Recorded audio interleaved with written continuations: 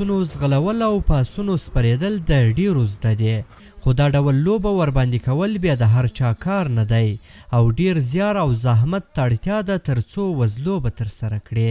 د وزلوبې لوبغاړي ته چپانداز وایي او یو لوبغاړی کلونه تمرین ته اړتیا لري چې یو تکړه چپانداز شي.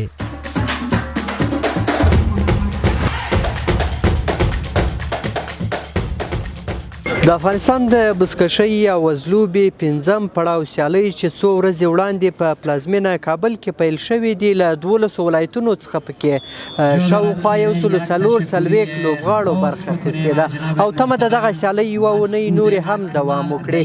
دغه سیالیو ته د افغانستان له بیلابیلو ولایتونو څخه هره ورځ سلګونه کسان راځي او دغه لوبه له نږدې څخه ننداره کوي. وایي وزلوبه موږ ته پاتې له پلرو او له نیکو ده، یا چې ډیر د زړور او یا زمری ده یا چې زور د شل منه د هغو ده. نو دا لوبه چې دا شعر چې ما تاسو ته دا شعر د ما خپل دا لوبه چې موږ نیکه او قهرمان بوسکه شو، نو د موږ نیکه اوس ما ورور بوسکه شته، موږ اسونه له پلرو له نیکو موږ ته دا لوبه په میراث پاتې ده، نو زښت ډیره مینه ورسره لرو. میدان او اسونه لوبې ته چمتو شول. نننۍ لوبه د سرپل او پنجشیر ولایتونو ترمنځ ده او تمه ده دغه لوبه 1 ساعت دوام وکړي.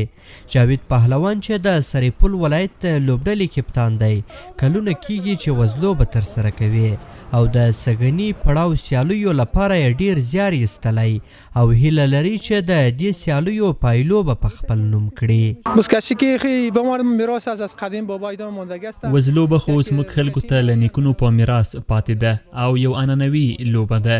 په ټولو لوبو کې وزلوبه یوه سخته او درنه لوبه ده او هر څوک یې نشي کولی.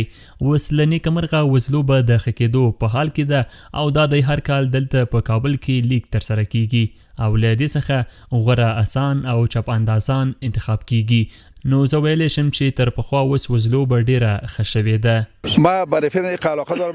زه له وزلوبې سره دومره علاقه او مینه لرم چې وایم د خپله ټوله سرمایه او څه چې لرم ټول په همدې وزلوبه کې مصرف کړم. اوس زه 9 کلن یم. وګورئ زما د ځوان او قوي پاتې کېدو تر ټولو لوی لامل د همدې وزلوبې ترسره کول دي. د سرپل او پنجشیر ولایتونو ترمنځ لوبه د سرپل د لوبډلې په بریا سره پای ته ورسېده او ګڼو لوبغاړو یې په نننۍ سیالۍ کې نغدې جایزې ترلاسه کړې. خوشبختانه بسیار خوش هستیم. موږ ډیر خوشحاله یو چې تر دې دمه مو له 3 ټیمونو څخه لوبې ګټلي. باغلان ته مو 2-1 پر وړاندې ماته ورکړې ده. تخار ولایت ته مو هم 1-0 پر وړاندې ماته ورکړې ده او دا دی نن مو پنجشیر ولایت ته هم 2-0 پر وړاندې ماته ورکړه.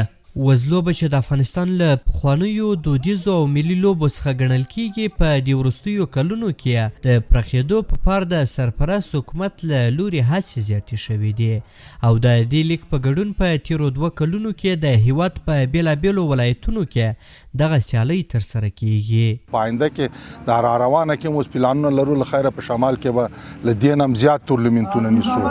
نو انشاءالله هیڅ مشکل نشته. دا اوس دا 2-3 میاشتې هم که درته په هر ولایت کې لوبې چالان وي، هر ولسوالۍ کې تورنمنټ په نوبت چالان وي. بیخي زیات علاقه لرم خو صرف دا شی دی چې دغه ټول افغانستان د عنعنات د تقریبا د 200 کالو عنعناتو ملي لوبه ده د افغانستان.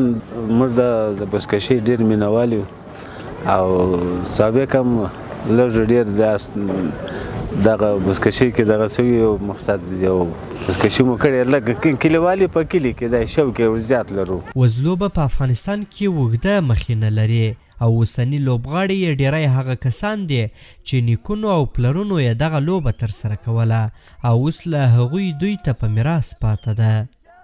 احسان الله کریمي، CGTN پښتو، کابل.